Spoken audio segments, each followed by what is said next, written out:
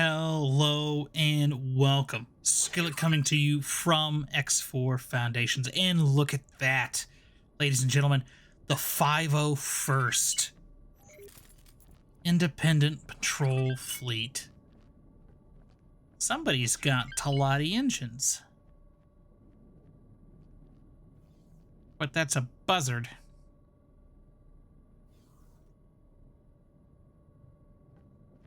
Is it buzzing the... Oh, yep, that's a buzzard. Look at that. Look at it. Look at its profile. Oh, what a beautiful game. But let's talk, ladies and gentlemen. This is going to be a shorter Let's Talk video.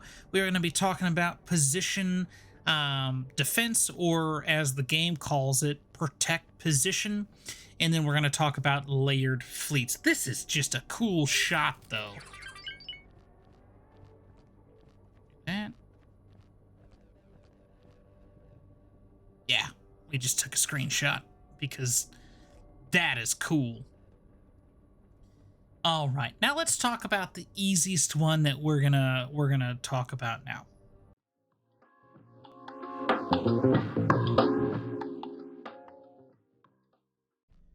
All right, welcome back. Sorry for that transition. At one point, the patrols just became, or I'm sorry, started just scanning all our ships, and they all kept talking, and it was a lot, and I didn't want to talk over them. So we're on RH. And again, we're going to be talking about protect position and layered fleets. So let's go down to our little map table that we've called it. We are going to click that button and hey, look, a map. So let's actually start with the X fleet here. And for protect position, how we have set this up in the past and what we have currently is we will protect a position. Typically, it's towards a gate, but you're going to want to click on default behavior, protect position, and then under area to protect, you're going to left click on that, and then you're going to left click on the map. As long as you have the default commands for that, it should be the same. We're just going to do this right here in front. Now, its radius will go to the maximum it can be, and that's 40. And I'm going to show you what that looks like. Massive. So how this works is the fleet would patrol this sphere. So from top to bottom, from side to side, forward to backwards.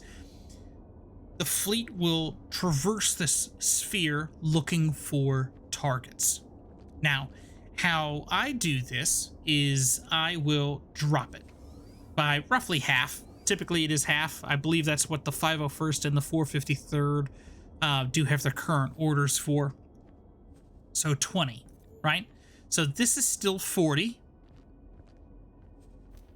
Boom. That's a crazy amount of space that you just eliminated. So now they will patrol a smaller sphere. They will be able to engage targets a lot faster. However, downside is if the target is in travel mode, typically they will be able to get out of the sphere and unharmed. That's why we do it at gates, because most people, as they come through the gate, are slow, allowing us the time for our layers on our fleet to engage the target and eliminate it. Now, how that works, a layered fleet. I'm going to remove that order. And for a layered fleet, we are going to go to the 501st, the Independent Patrol Fleet. See that T? He's gonna get out of there because the 501st defense goal. Oh, he has the attack command. He just boosted. Okay, so he got out of the area, and he will be able to be safe. What's going on here? Oh, you are under hold position. I may have made a mistake. That line. Okay. So how this works. Place it right there. It's between the two, the exit and entry point. So how a layered fleet works. And this is my definition of a layered fleet. Now, there is a supreme commander or a lead ship. It would be this behemoth, the 615. Under this behemoth, there are subordinates. There is an attack subordinate. There are technically 6 of those. There is a bombard subordinate. There is an intercept subordinate, technically 3 of those. And there is a supply subordinate, and that would be the stork. Now, we're going to take a look at the intercept group, because the intercept groups, I think, just kind of condense this a little further. Now, under the intercept group, there are technically 4 ships. 4 ships with this command that will intercept targets for the Behemoth 615, the lead ship of the fleet. Under these 4 Nodans are additional ships or additional subordinates that will attack with that ship. So, for instance, the Nodan, the 199 here, will designate a target. As you kind of just saw there, they will designate a target, and then they will go attack that target. Now, these 4 ships will attack with the Nodan, the 199, thus giving the Nodan, the lead ship, added firepower to eliminate the target in a quick and hopefully an effective manner. This wing should be able to eliminate the target and move on to the next target, hopefully quicker than what the lead fleet ship, the Behemoth, can designate. Because these ships, these 4 Nodans will designate their own targets independently from the Behemoth. The ships under the Behemoth for the attack command will attack with that Behemoth. So under that group, we have 3 other Behemoths. We have 2 Phoenix, which probably should be on a defensive role. And then we have 4 S-class ships. So 2 Buzzards, 2 Eclipse.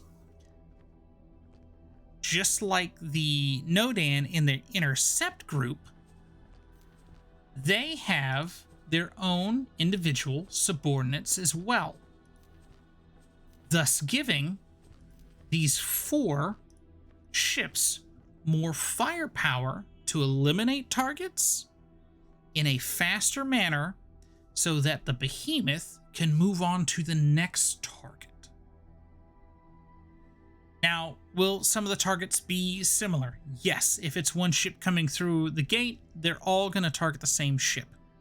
The intercept ships technically should get there first and eliminate said target, and then the Behemoth will designate either a new target for the attack groups, or it just won't, because there's no target. Now, the one group we didn't talk about is the Bombard group. Now, how this group works is very similar to the Intercept group. However, it is for L and XL ships. So under the Bombard group, there are technically 3 ships. There is the Odysseus, which has the Bombard for the lead ship of the 501st, that Behemoth, the 615. And then there are the Gorgon. These Gorgon have the Bombard command for the Odysseus. Now, how I thought about this was that the attack order would not be sufficient for the Gorgon to attack an L or XL ship. Even though they do have torpedoes, I wasn't convinced that attack command could push them to attack that ship, because how it used to work at one point in time, I believe, is S&M class ships would not attack L and XL ships, especially if it was like under the Intercept command. That is technically for S and M ships. The Bombard command, however, brings the Intercept for L and XL ships, with slight variations for destroyers. From my knowledge of 6.0, when it was really first introduced, for 7.0, I'm going to assume it works very similar.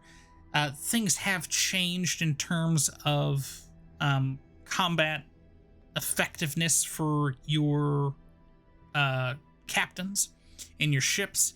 There has been some advancements, and I think we might do some in-sector combat. We might sit back and enjoy that. I'm going to run my own trials before I bring that to you guys. And that's how I kind of set that up. So I thought the Bombard command for the individual Odysseus would allow those Gorgon to attack, hopefully, the same target as the Odysseus. In theory, that's how it works. In actuality, I think that's how it works as well, from what I've kind of witnessed. I have witnessed one Gorgon going after a K on its own during phase 1. But, fingers crossed. I haven't lost them. So, that's a plus.